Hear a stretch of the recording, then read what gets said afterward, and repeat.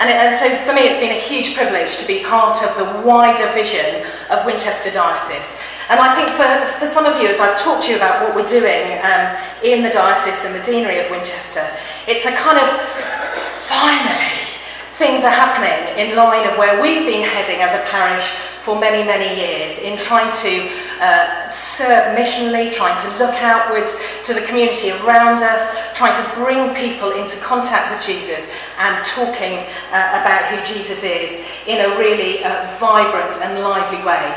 And so I think please ask me, because I'm really skating through very quickly some of the strategies and the plans in terms of the wider diocese.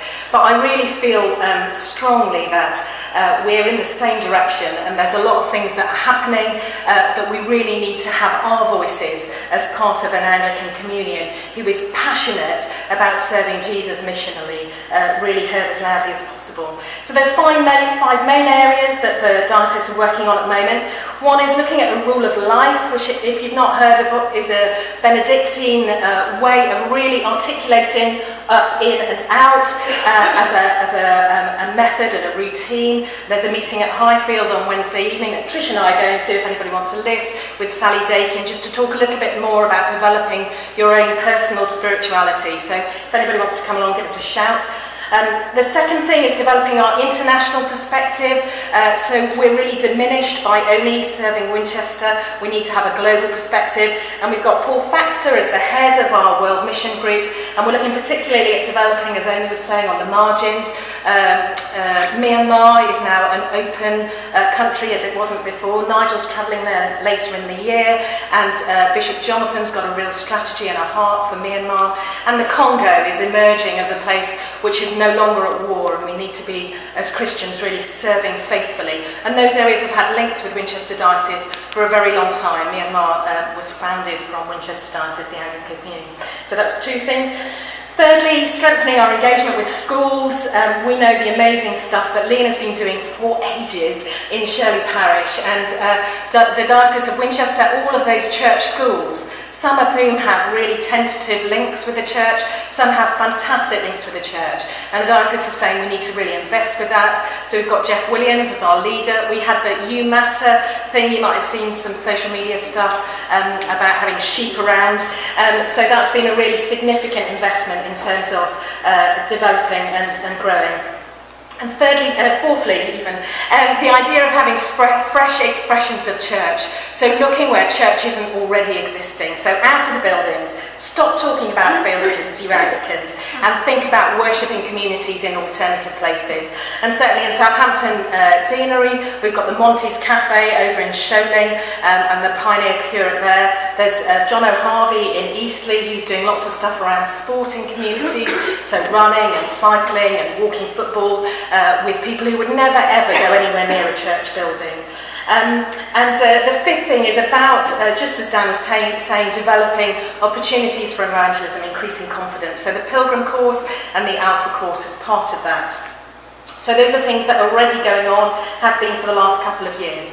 But there's four really significant changes that are going to increase the pace of bringing about some of those things fairly significantly. So, Winchester Diocese, we sometimes think of it only being Southampton City. Actually, north is really rural. And increasingly, there's one vicar for 6 or 7 churches, which is completely unsustainable. So they're looking at a whole new way of developing a benefit for the future. How can we do that? Using tech and screens and electronic locking systems, all sorts of stuff like that.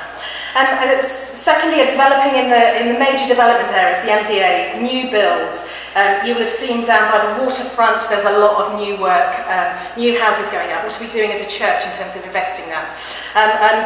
Southampton Deanery have just put a new Pioneer Curate to be working on the waterfront in those communities. So there's a house and a place to be developing what does church look like for this MDA area.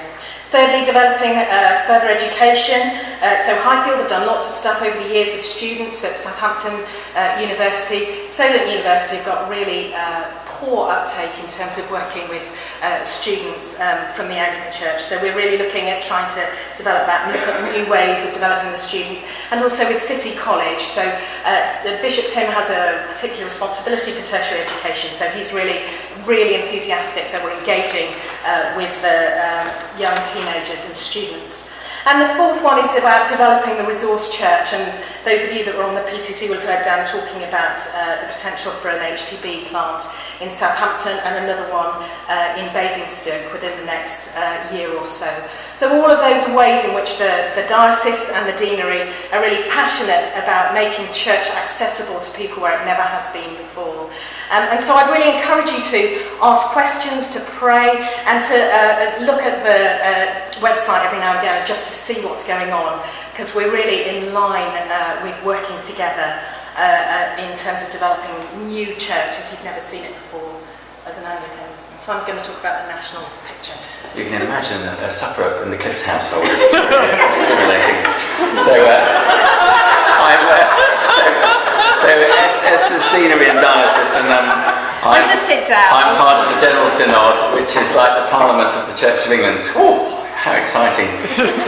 So I'm part of there's over 650 of us. It's a bit like House of Commons, House of Lords kind of thing. Having been involved in the church locally, my feeling was, well, how can there are other ways of having impact and being involved, and certainly the theory sound. If you get right at the sort of national level and work out what's going on and have an influence on that, that will then filter down and make an impact in local parishes, and that's my desire. When I stood for election on the General Synod, I had three things that I was passionate about. One was thinking about the well-being of clergy who are under incredible pressure in terms of the expectations on them, and there's certainly a lot of concern about how they can sustain a fruitful and a healthy ministry over the years. There's also a bit of an impending workforce crisis within the Church of England. There's not enough clergy to go around all the parishes and all the church buildings around the UK. So there's something about trying to recruit, raise up young ordinands, but also, from my point of view, it's releasing the whole people of God to be ministering, and that's actually the only way it's going to work, not by multiplying the clergy, because there's a lot more of us. And the third one was to engage in the human sexuality debate, which is, you will have seen in the media, an incredible hot topic for the Church of England and much of the church, where the church's traditional teaching is at such odds with our surrounding culture. And for me, what I'm particularly concerned about is thinking about unintended consequences. So I'm thinking of how we base our understanding of what's God's heart, what's God's truth, how we understand that. And so we have to think about that when we come to the human sexuality debate, but then think actually if we're going to make some changes and actually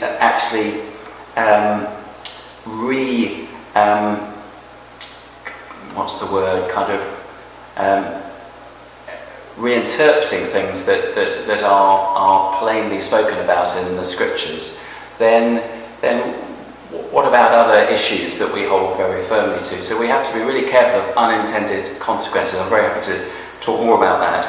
The other is the impact on the worldwide Anglican communion that the Church of England is part of, and I have a real passion to make sure that we're sensitive and conscious of that wider communion. So what I'd say is I'd really be very happy to come and talk in your cells or your missional communities. If you want me to come and provoke and have some conversations about some of the issues that as Christians we might have different opinions on, I'd be very happy to come and kind of think through some of that with you. So that's an open invitation to come and find me to talk about that. And the very last thing is to thank you, and those of you particularly who often ask how it's gone, how it's going to go, and are praying for me. It's sometimes quite isolating and a bit intimidating in that sort of parliament sort of structure, and it's also really challenging but really important that we maintain relationships and respect even where you have very differing opinions. And that's really trying to put the good news of Jesus into practice in the way we relate to each other. So, General Synod, and I have a 5-year term, so I'm a year and a half in to the 5 years.